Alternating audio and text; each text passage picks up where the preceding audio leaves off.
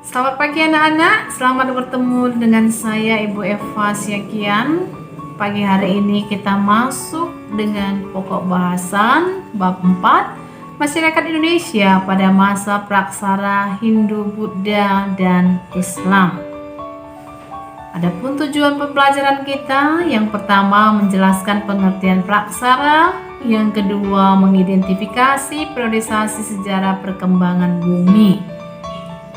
Nah, pokok bahasan kita pagi ini adalah kehidupan manusia pada masa praaksara.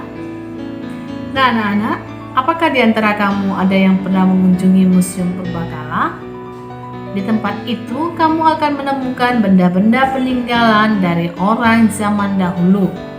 Benda-benda tersebut ada yang berupa fosil, yaitu sisa-sisa tulang-tulang manusia, hewan, dan tumbuhan yang sudah membatu. Ini anak-anak ada segelintir, saya ambilkan contohnya buatmu. Selanjutnya ada yang berupa artepa, yaitu alat-alat kehidupan seperti senjata dan alat pertanian dan alat rumah tangga. Ada pula yang berupa tulisan seperti prasasti dan naskah kuno. Melalui benda-benda tersebut, kamu dapat mengetahui kehidupan orang-orang pada zaman dahulu, khususnya di Indonesia.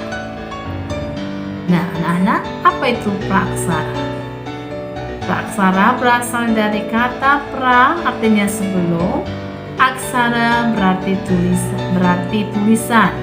Jadi masa praaksara adalah masa sebelum manusia mengenal tulisan, atau disebut juga masa nirleka. Ya, nirleka itu berasal dari dua kata. Nir artinya tidak ada, leka artinya tulisan. Jadi masa sebelum adanya tulisan. Nah, mengapa tulisan menjadi pembatas waktu masa praaksara? Aksara atau tulisan adalah hasil kebudayaan manusia. Fungsi utama dari aksara ini adalah untuk berkomunikasi dan membaca tentang sesuatu. Sekelompok manusia yang telah mengenal tulisan biasanya meninggalkan catatan-catatan tertulis kepada generasi berikutnya. Catatan itu dapat berupa batu bertulis atau prasasti dan naskah-naskah kuno. Kapan waktu dimulainya masa praaksara dan kapan waktu berakhirnya? Masa praaksara dimulai sejak manusia ada. Itulah titik dimulai masa praaksara. Adapun waktu berakhirnya masa praaksara adalah setelah manusia mengenal tulisan. Berakhirnya masa praaksara tidak sama bagi tiap-tiap bangsa. Contoh, di Mesir dan Mesopotamia, mereka telah mengenal tulisan kira-kira 3000 tahun sebelum Masehi. Sedangkan bagi masyarakat Indonesia mulai mengenal tulisan sekitar abad ke-5.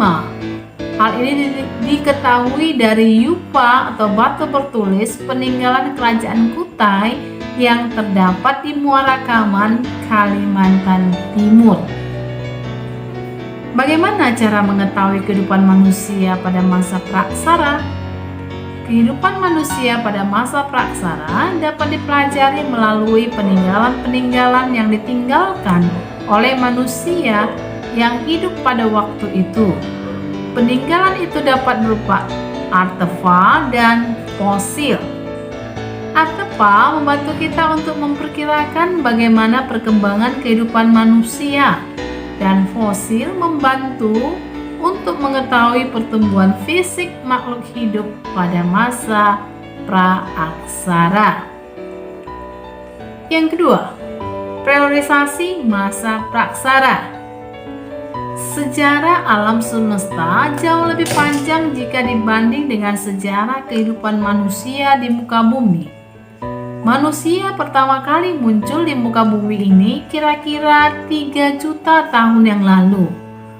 Untuk mengetahui perkembangan manusia sejak awal kehidupannya, kita perlu mempelajari terlebih dahulu priorisasi atau pembabakan zaman di muka bumi. Pembabakan itu dapat dilakukan secara geologis, arkeologis, dan perkembangan kehidupan manusia.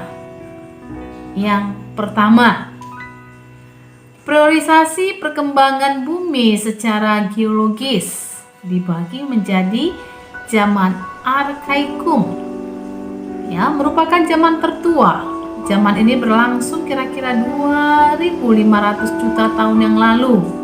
Pada waktu itu, kulit bumi masih sangat panas sehingga belum terdapat kehidupan di atasnya. Yang kedua, zaman Paleozoikum. Zaman kehidupan tua berlangsung kira-kira sejak 340 juta tahun yang lalu. Zaman ini sudah ditandai dengan munculnya tanda-tanda kehidupan, antara lain munculnya binatang-binatang kecil yang tidak bertulang punggung, berbagai jenis ikan, amfibi, dan reptil. Yang ketiga, zaman Mesozoikum. Zaman kehidupan pertengahan berlangsung sejak kira-kira 1.400 juta tahun lalu. Pada zaman ini, kehidupan di bumi makin berkembang. Binatang-binatang yang mencapai bentuk tubuh yang besar sekali. Kita mengenalnya sebagai dinosaurus. Di samping itu juga mulai muncul berbagai jenis burung. Zaman Mesozoikum disebut juga dengan zaman reptil karena pada zaman ini jenis binatang reptil yang paling banyak ditemukan.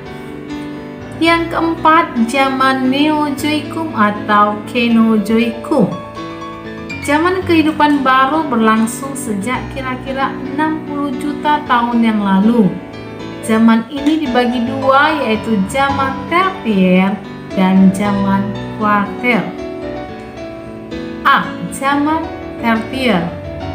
Pada zaman Tertier, jenis-jenis reptil besar mulai punah dan bumi umumnya dikuasai oleh hewan-hewan besar yang menyusui.